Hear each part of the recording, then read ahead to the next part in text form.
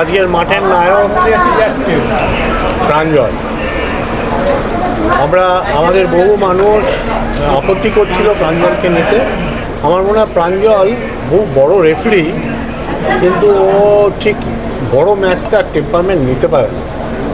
হয়তো আমি বলছি না ইন্টেনশনালি কিছু করেছে, হয়তো নিতে পারে না। ভবিষ্যতে এটা আমাদের ভাবতে হবে, আমার ক্লাবও ভাববো, আইএফের সাথে কথা বলবো।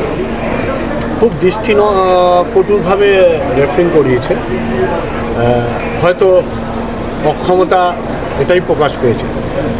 টিম ভালো খেলেছে, আরও ভালো খেলতে হবে। সবে 2টো ম্যাচ খেলেছে, 3টে ম্যাচ। ডার্বিটা একটু পরে হলে হয়তো ভালো হতো, আরও ভালো ম্যাচ খেলা যেত।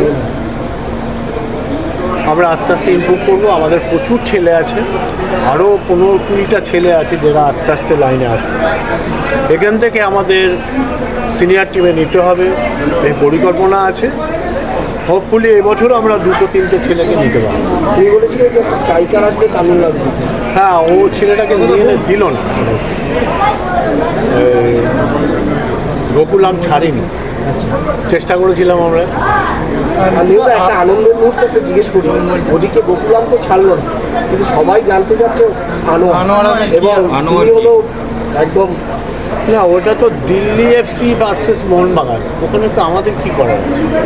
এই দুটো ক্লাবের লড়াই, দেখা যাক ওই ক্লাবের লড়াই কে জিততে। স্ট্যাটাসটা কি অবস্থায় দাঁড়িয়ে তো ওরা বলতে পারবে, মোহনবাগান বলতে পারবে, আর দিল্লি বলতে পারবে। Who am I to say any comments?